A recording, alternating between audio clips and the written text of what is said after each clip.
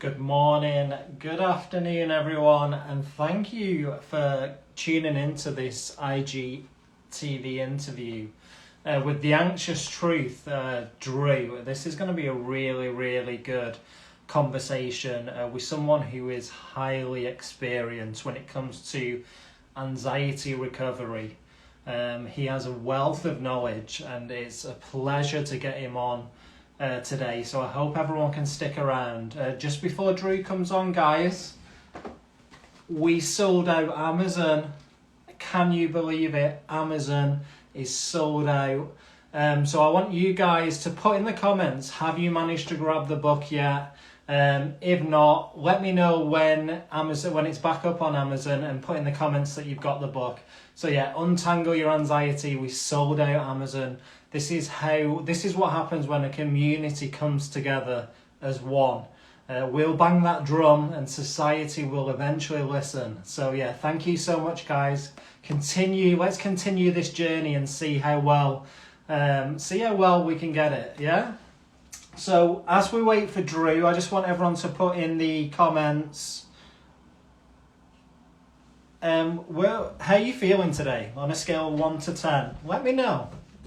Where's that anxiety at? Are we at a 6? Are we at 8? Are we at a 3?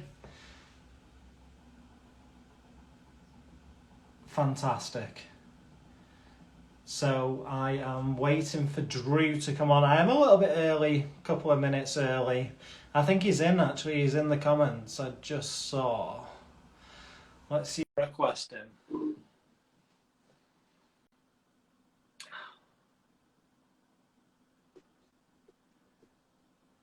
Hey, Drew. Can you hear me? Hey, what up, Dean? I can hear you. All good, man. Fantastic. What is ringing at me? I got a phone alarm going off. Hang on. It's a good way to start, right? What's How going are on? you? How are you? I'm good. I'm good. It's it's a little early for IG Live for me, but Well, time zones. this is an early one for me, Drew. So yeah, for you, what time? 9 o'clock, yeah? 9 a.m. I mean, it's not that bad. I'm You, I'm being a baby. yeah. Well, firstly, thank you so much for coming on. It's a real pleasure to have you on in the community. I respect everything that you do, Drew. And it's just amazing being able to connect with like-minded people such as yourself, who share a really valuable knowledge lesson. Yeah, you just preach and teach, and I really appreciate it. Just for everyone who might not be familiar with The Anxious Truth and everything that you do, are you able to just give a little backstory of why you have the Instagram page, what motivated you to set it up, and a little bit about your anxiety journey? Yeah, sure. I could totally do that. So really, this all is an outgrowth of my own experience dealing with, panic disorder and agoraphobia and clinical depression, monophobia, a little bit of OCD.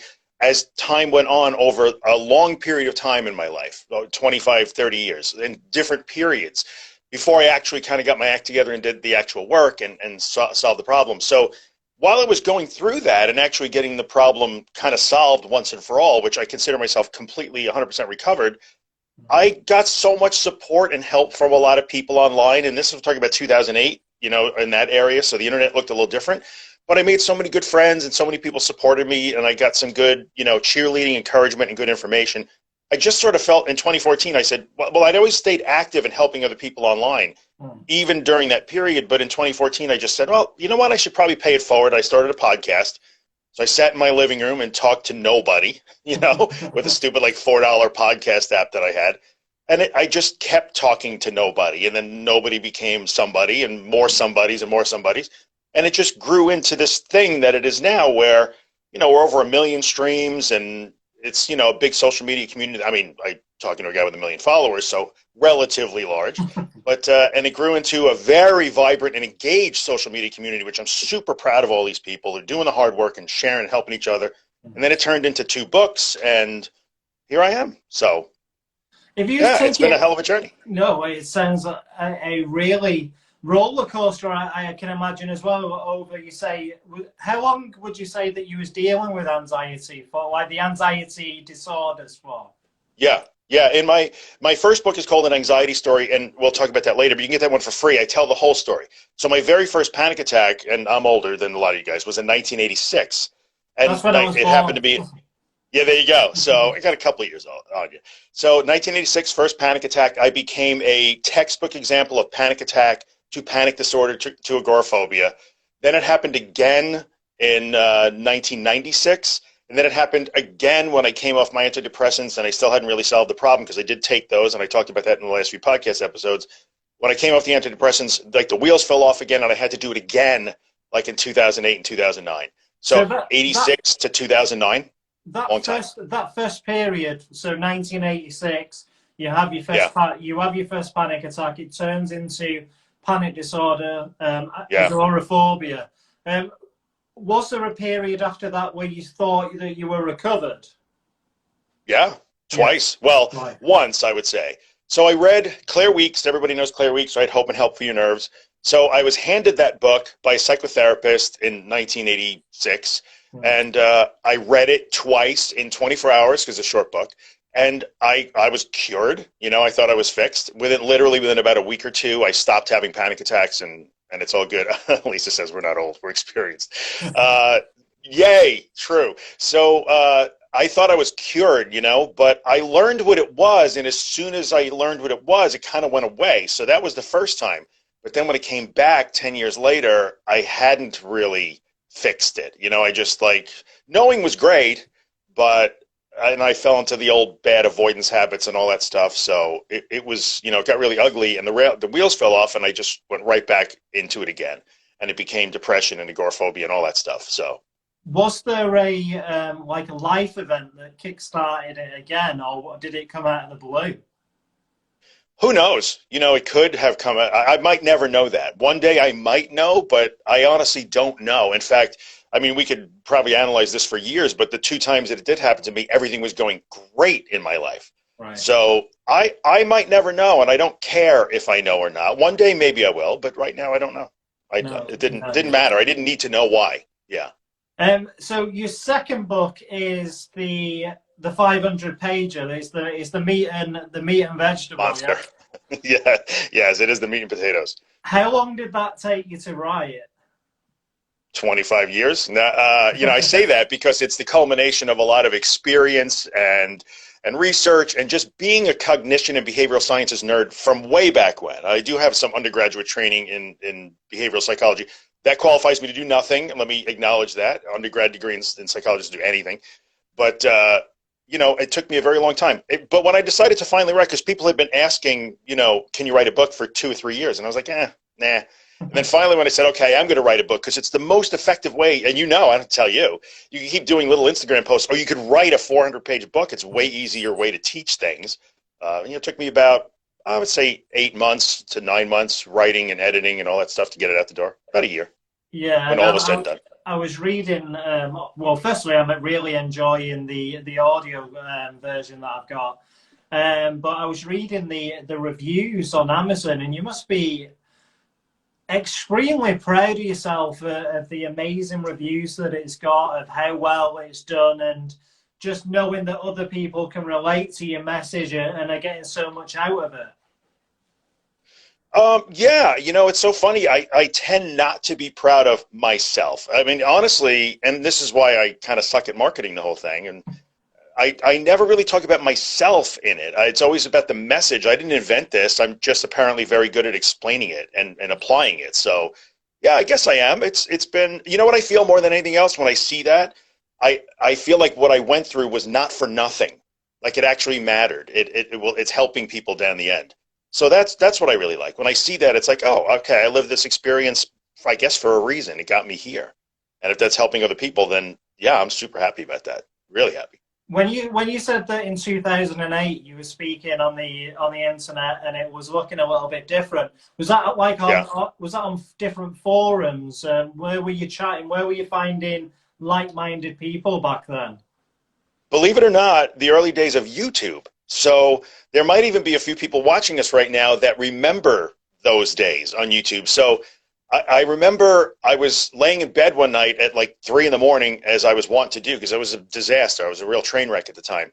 And I went on YouTube and I just searched for panic attacks, like I'm sure everybody here watching maybe has done. And I found a guy from Sweden who doesn't exist on YouTube anymore. His name was JP of Diamonds. He was a Okay. jeweler, and he told he would just sit at his desk with a little desk lamp on and make these videos.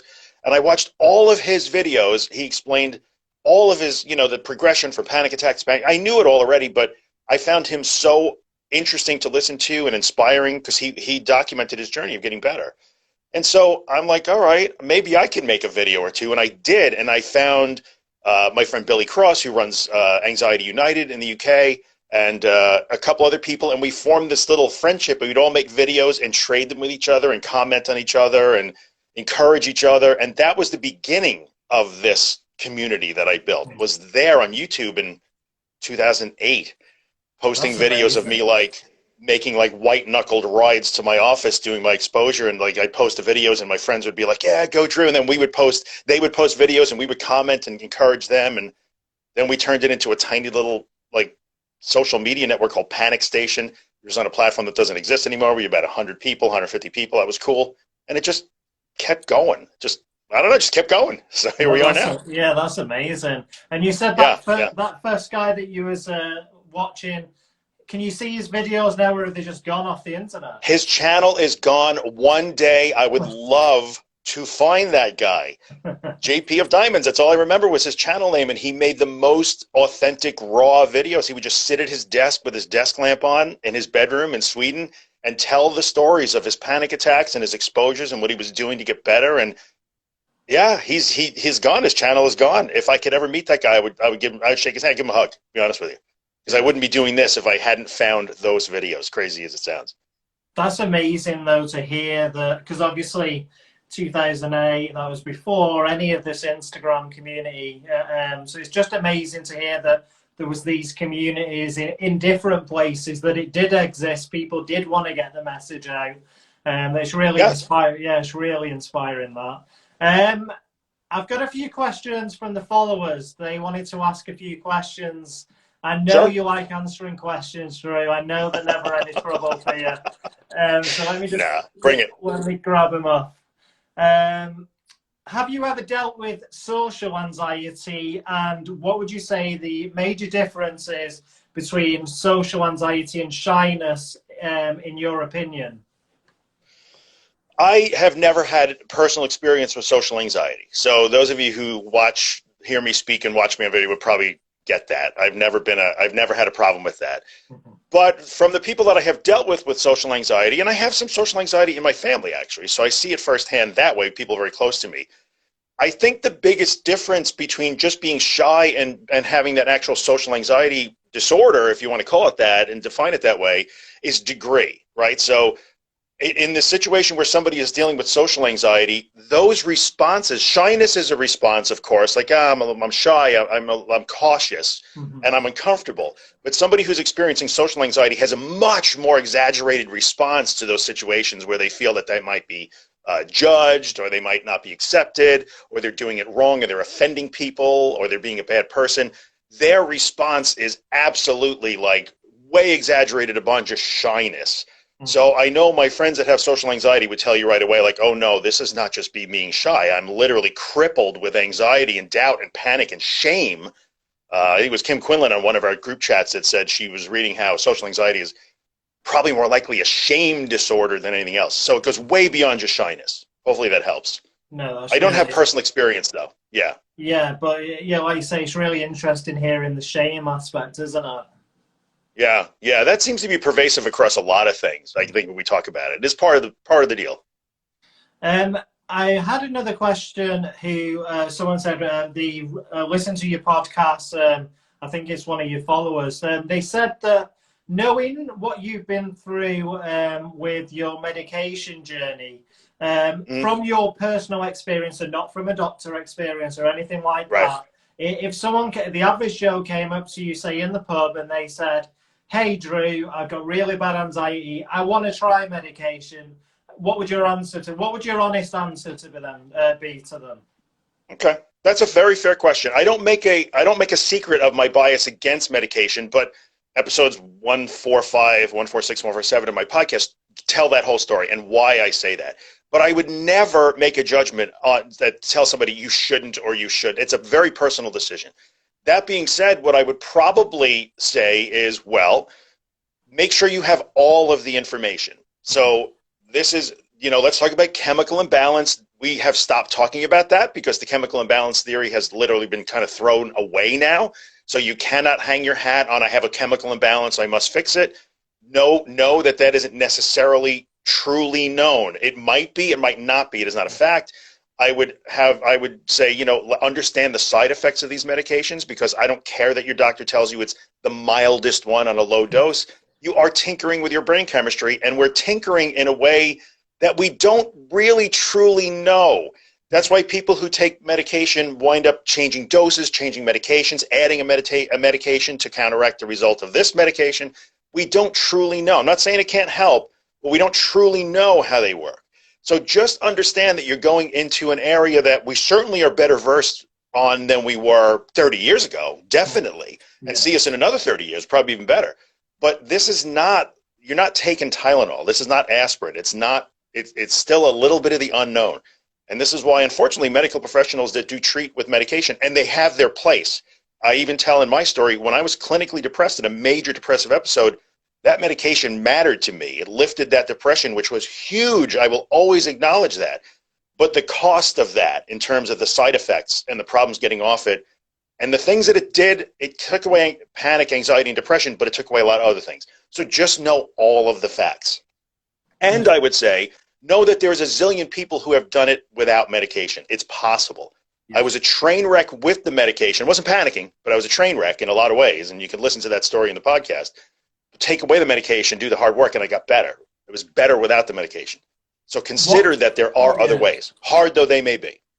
What I find really interesting about your story and your take on it is that for panic attacks, for example, it took away the panic attacks, didn't it? So it did what it was supposed to do on the tin, but there was a knock-on effect to that. Oh, there was. I mean, and again, I spent 3 podcast episodes talking about it, but it took away everything. So this was my experience. I don't say that it's ever going to be anybody else's for sure. I can't say that. But it took away emotional response. It took away judgment. It took away a lot of things. Right. So there was a cost to what I always say about my experience is, if you have to clean your oven, you can clean it with a flamethrower and it'll work, but it might be an extreme way to do it, which is what in retrospect, when I look at my experience on antidepressants, I didn't take benzos, by the way, only antidepressants, and just one, Paxil. That's what I would say. I was cleaning the oven with a flamethrower. SSRI?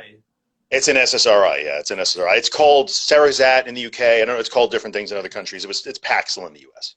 Yeah. No, that's wonderful. That's a really good insight. I've got the regular "what about CBD" question pops up in the comments. Yeah. The next question. So it says, spiraling thoughts, they create negative, toxic narratives. So do you believe that the inner critic is at play with an anxiety disorder?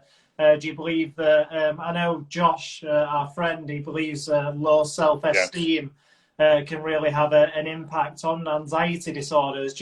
What's your take on the inner critic, so that your inner narratives that you're telling yourselves each day? Yeah, I mean, first of all, I trust Josh's clinical experience. He's seeing it in the real world in his practice. And I agree with him 100%. To me, here's the beauty of a large-ish and really highly engaged community, is I get to crowdsource a lot of this stuff. So when you see thousands of people doing the work every day, and I don't just speak at them, I speak with them, which I'm really proud of that. Yes, low self-esteem and that, what I would say, the negative thoughts patterns, that inner critic, is huge, because when you're trying to overcome these disorders, you're doing intentionally difficult, scary things that require you to build and exhibit psychological and emotional flexibility and resilience. And they're scary things, they're hard things. It requires commitment and hard work and patience, and you're up, you're down. So if you do not believe that you are capable of tolerating this sort of stuff, because you have that base level of really loud inner critic that says, you can't do this, you can't do this, you can't do this, it's a real impediment for sure. There's no doubt about that. So I know Josh talks a lot about incorporating like humanistic type therapies also to address some of those things alongside, the mechanical stuff that we're always talking about, the exposure work and that sort of thing. It matters. Those thoughts matter. What's your personal take on positive self-talk? One of the most popular podcast episodes, and honestly, I think it's because of the title, but one of the most popular podcast episodes I've ever published is called "Positive Self-Talk is Bullshit," and people freak the f out when they say, "What do you mean, my affirmations?" And let me explain that. Positive self-talk is a wonderful thing right now. So it's Tuesday morning, we're having coffee, we're bullshitting, it's just a couple of people hanging out. And yes, you can tell yourself, I am worthy, I am this, whatever works for you, whatever maybe your counselor is working on with you. That's totally fine. But in the midst of disordered anxiety, when it's hitting the fan and the wheels are falling off and the roof is caving in on you and you think that you're going to die, this too shall pass is like bullets off of Superman. And you're trying to talk yourself down from a thing that does not require talking down from. So when you launch into the positive self-talks, I got this, I am strong, I am a warrior, this too shall pass, you're essentially, you're basically playing into the false narrative that says, I have to be saved from this. Oh my God, I better talk myself off the ledge. You've never actually been on a ledge, ever. So when I said positive self-talk is bullshit, I mean during episodes of high anxiety and panic, if you literally sat and did nothing and sat silently, it would end probably sooner than when you're sitting and doing, rocking and chanting to yourself, I got this, I got this, I got this. Because when you say I got this and you don't got this, because it doesn't go away fast enough to satisfy your fear, you're actually fueling the fire. So positive affirmations are a beautiful thing to incorporate into your life, not when you're in a panic, not when you're in the grips of this disordered fear. 100% agree. And like you say, you in that sort of scenario, it sounds like people would be using it almost like a false comfort, like white knuckling, wouldn't it? Kinda. It's that whole, if you read the Winston and Cerf books, they talk about worried voice and false comfort. So, worried voice is the panic, you're going to die, this is it, you can't handle this, you're going to go crazy, you're going to go insane, you're going to pass out. And false comfort is, no, you're okay, you got this, it's okay, you got this, you got this. And that's true.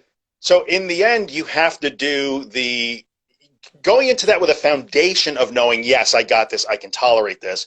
It's just anxiety, I can do this. That's it. The statement is made, now I'm going in.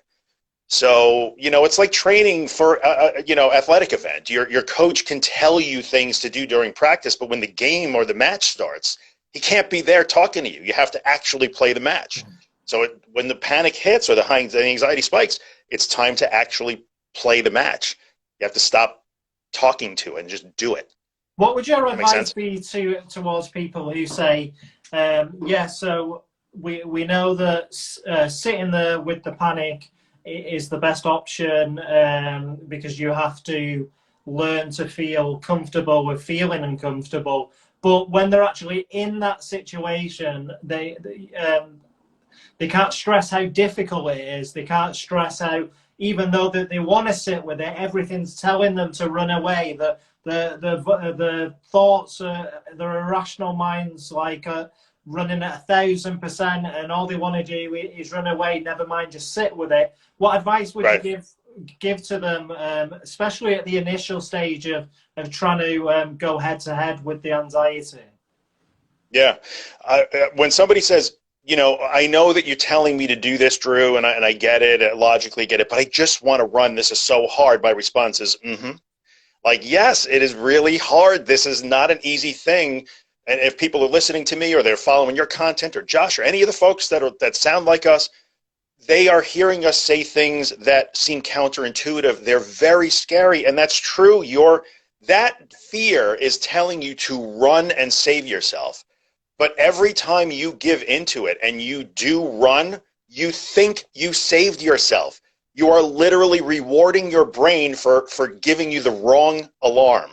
So it's a false alarm, and if you continually listen to it and run, you're saying, hey, thanks. I've heard Josh says this. He talks about this all the time. You're literally reinforcing the mistaken cognitive link between discomfort, fear, and danger. In this situation, discomfort and fear does not equal danger. So the only advice I could give people who will keep coming back with, but I just want to run, is, I know, you just have to find I'm going to use a word here that people hate when I bring up. It's courage. People hate the part where I say this involves some courage.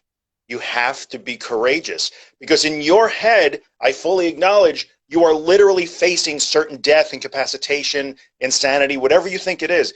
You literally believe that you are facing that. So you must be courageous in the face of what you think is certain doom. But then the doom never comes, and this is how we learn. So all I can say is, yes, you do want to run. I wanted to run. You wanted to run. Everybody who's been through this wanted to run. I understand that, but you have to stay put the best you can. It's a leap of faith, and you must take the leap of faith. And I took it because people who came before me took it, and they were fine. So I trusted them, just like you could trust Dean or Josh or Kim or whoever else, or Lisa's on the with us, the anxiety doctor. Like, we're not telling you to do dangerous things. We're telling you to do hard things. That's different. Yeah. So no, definitely. yeah. We're telling you to sit in the building with the fire alarm going off, but there's no fire there. Right, right. But in your brain is saying, no, this building is burning down. Why am I in it? And the only thing you could do is stand there and wait to find out that, there was no fire. Yeah. Sorry, brain, you were wrong. So I know it's hard. I get it, guys. I so get it. This is not a matter of just, you got to force through, tough it out. But to a certain extent, you do have to display some courage and I'm going to have to just let this train hit me to discover that there was no train. It was an illusion. Passed through me. So one of the followers said, what kept you motivated when you had like blips on your anxiety recovery? What kept you going? Was there a specific thing? I just made so I'm kind of a stubborn dude, right? But stubbornness doesn't fix the problem by itself. A lot of people say, well, I'm just going to power through this. You can't. So everybody has their ups and downs. And in my book, I wrote about this. I call it, having a bad day playbook. So you have to make a playbook and a plan so that when you have a bad day, you're particularly afraid that day, you're feeling shaky, you feel like it's not working, you feel like you're sliding backwards. Instead of sitting and ruminating and say, this sucks, I can't do it, what am I going to do? Yeah, give yourself a little time to lick your wounds because we're all human and we're going to feel angry, frustrated, sad, disappointed, all of those things, impatient. Then execute your bad day playbook, which is, okay, what can I do? I can get in the car and do one of my old exposures again. Once, twice, 3 times. I could make some lunch. I could make my bed. I could take a shower. I can do these things. I don't want to. All I want to do is bitch and moan to my Facebook group about how this is so hard. So I'll do that. And then when I'm done with that, then I will actually execute this plan. I don't care what the plan is. Just have one. Because when you're in one of those days, you're not thinking very clearly. So you can't make it up. So people, and that happens all the time. People come into my Facebook group and they're like, somebody tell me what to do. I'm in a setback today. And I'll always say, okay, well, today you can do this, this, and this, but then make today a plan for the next day. The next time this happens, have a plan ready to go. It matters. And that kept me going. I knew, I'm having one of those days where I don't want to get out of bed, so I will just do this. And I would literally execute a plan that I had in place already. Sometimes I was faking it, but it made all the difference. Was that a specific plan that you had? Would you change that plan, or would you just always go back to that specific plan? I would. So as you go through the process, that bad day playbook will change. Because if you're 2 weeks into it, your bad day playbook or your bad day plan might include very tiny tasks, like I'm going to brush my teeth, comb my hair, and put on something to wear. Yeah. But if you're 3 months down the road, your bad day playbook might include bigger things that you've already accomplished. So for me, it was going back to the scene of my victories. So I would say, okay, remember when I drove to the supermarket and I was hanging out in the parking lot for 10 minutes and I did that. So I'd go and do that again. Or I would take a drive down a route that used to be challenging for me that I was getting better at doing it. So that made a huge difference for me. And yes, that bar changes over time. Your bad day plan is small at first, gets bigger as you go. So you're always adjusting. Yeah, that's a really good analogy. And as you can see by the comment I just pinned, Drew. Yeah. Amazing. Yeah, the playbook episode was my first introduction to Drew, and they were sold from there on in.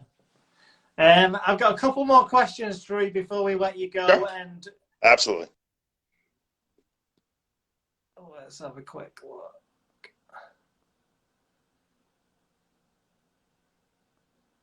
So many comments. I know.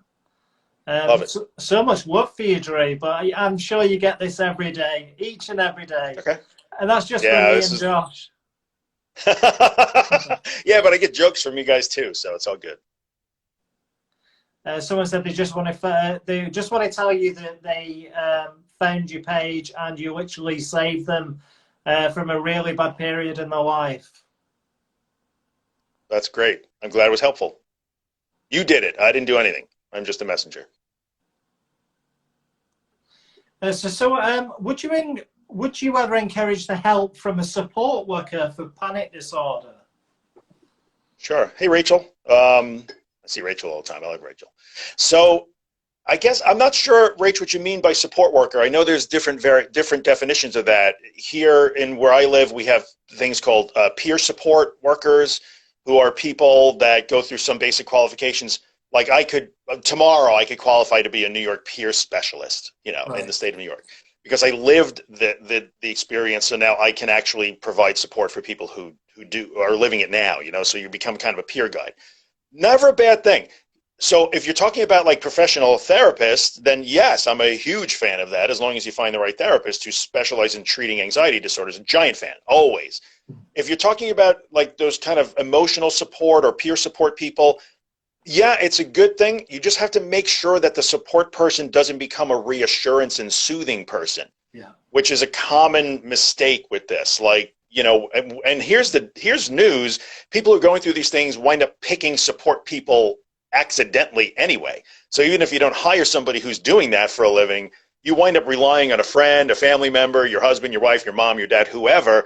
They become your default support person anyway, and you will accidentally use them to provide you with reassurance and soothing. And I'm not going to use the word coddling because it has a negative connotation, but coddling, and that's not productive. So you have to be careful. Was there anyone outside, any therapists or doctors, anything that you really relied on your journey? So I might be an anomaly. And again, I always say my experience, look, here's my assertion here. Our brains all do work the same way. The mechanisms of fear and learning and unlearning and this sort of thing are pretty well known. So take comfort in the fact that we do work the same way. But within that framework, we have variations. So I might be an anomaly in that I worked in silence.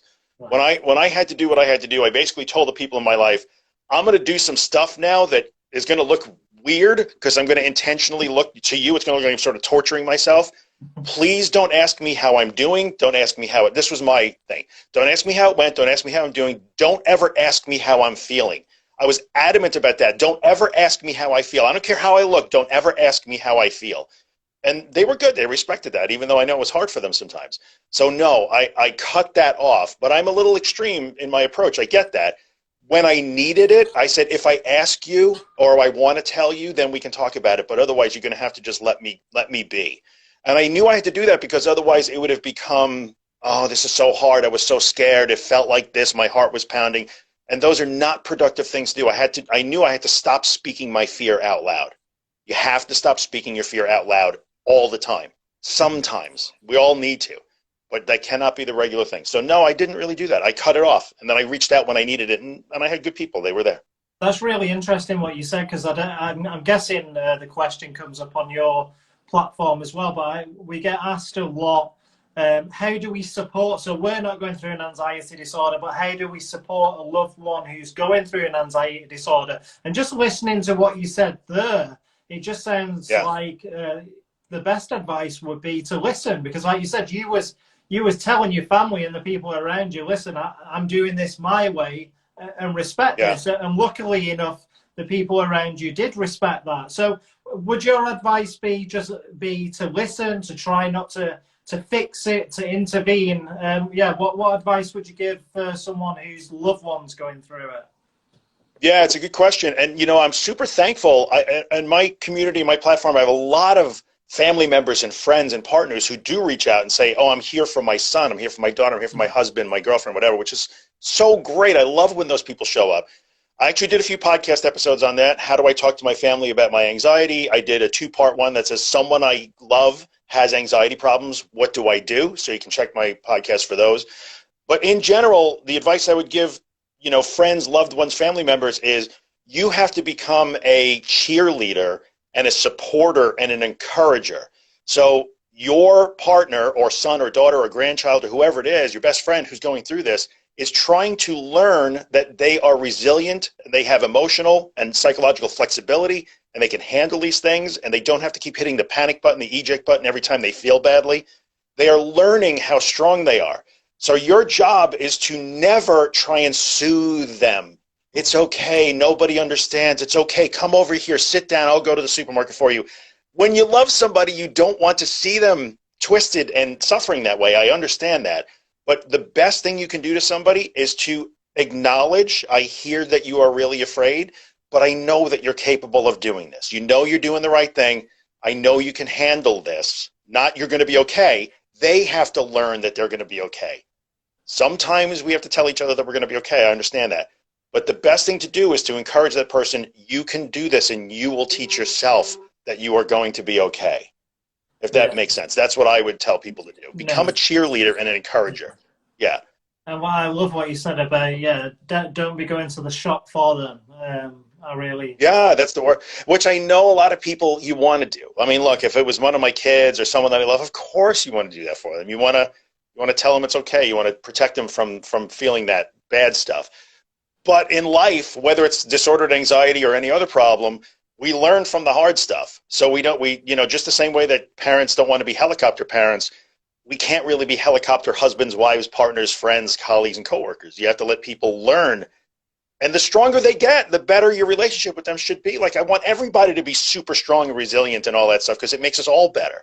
Mm-hmm. So if we take that approach, I'll rant for 30 seconds here more at you, but the anxiety community, to me, if we were taking that approach in general, instead of trying to soothe and symptom check and knock down this symptom and that symptom, and it's okay, and we're all warriors, W-A-R, warriors, be encouragers and cheerleaders and educators, and we would all benefit from that. Like, everybody gets better and elevates at the same time, and then everybody walking the planet benefits. Why do we not do this? Why are we just trying to make our heartbeats better? Yeah. Missing the point. I'm so passionate about that, really. No, I can really see it. And like you say, you see it a lot, don't you, in the anxiety community, people almost asking each other about, like you say, about the heart, the breathing, the same thing. So, yes, the psychoeducation behind knowing that the symptom isn't going to harm you is great, but there's a fine line where it goes to reassurance with it. I get anxious and I'm going through that sort of thing. Yeah, and there's nothing wrong. Nobody wants to feel alone, so I love that we can at least let each other know that we're not alone. There's nothing wrong with that. Everybody needs to know that. And initially, I mean, again, I keep talking about the podcast, but yeah, listen to the effing podcast. It's really good. So I did one on the stages of recovery. And in the beginning stage of recovery, everybody wants to look up their symptoms. Everybody is afraid that each symptom is totally normal. That's normal. I started there, you started there, everybody starts there. So there's no crime in that at all. But once you see for the 100th time that your symptom is not dangerous, then you have to step up the ladder a little bit to the next stage of recovery and stop just trying to do that sort of stuff. So, it's okay. If you're new in this journey, then there's nothing wrong with you're not alone, and you're going to, all that stuff matters in the beginning, but then you have to start change as you go further, or else you get stuck as a beginner forever. Nobody wants to be that. I love that analogy of the ladder, Drew. Like you say, that step up. Because when I started going through a panic disorder, the psychoeducation behind the symptoms was amazing at first, but like you said, there's only so many times that you can tell yourself that your heart beating isn't going to harm you. It's not going to harm you, and like you say, it's time to move on to the next level. So I really like that analogy. One more question, Drew, and then you can plug the hell out of your Spotify. I'm the worst at that. This is why I need you. Terrible at this. Let me find a good one to end on. Yeah, let's do it. Bring a good one. Don't ask about cooking or Icelandic folk songs. We've already determined that I don't know the answer to any of those. So good.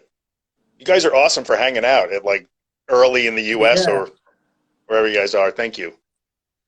Right. We'll go with, just because I'm interested to know your take on this one.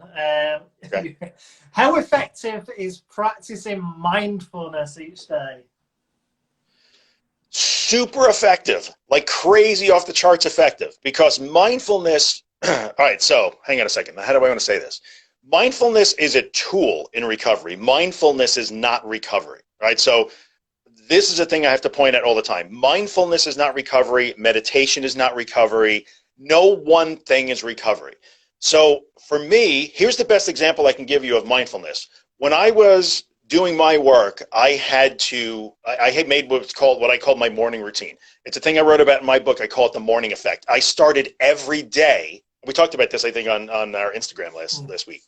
But our IG Live. I started every day with the morning effect, meaning I would get out of bed, immediately put my feet on the floor, and immediately do my exposure work. First thing that I did. But I had to learn how to execute the get dressed, put your shoes on, brush your teeth, comb your hair, get your keys, have a glass of orange juice. I had to learn how to execute those stupid, simple, in-the-house tasks in a very slow and mindful way. So I literally broke down toothbrushing into like 30 little subtasks, and I just did each one at a time while I was in a panic because I knew I had to go out and drive, which I didn't want to do. And that taught me how to use mindfulness as a tool when I was in those situations where I was under duress. So when the panic hit, I was able to use that tool to navigate through the panic. I can just stay in this moment right now as opposed to following the what's going to happen in 3 seconds, 3 minutes, 30 minutes. No, I'm here right now in this tiny slice of time. I'm okay. And I'm going to stay in this tiny slice of time. And then the next one, the next one. So practicing mindful living, but you have to practice it at these crazy small, to me, I did it with toothbrushing. Ain't nobody's life going to change because you brush your teeth. I mean, brush your teeth because you should. But that isn't changing anybody's life in and by itself. It was a way for me to practice being mindful, which goes into meditation and trained focus. I talk about all those things. Those are tools. You have to use them. And when somebody says, I don't like that tool because when I do that, my brain won't shut off.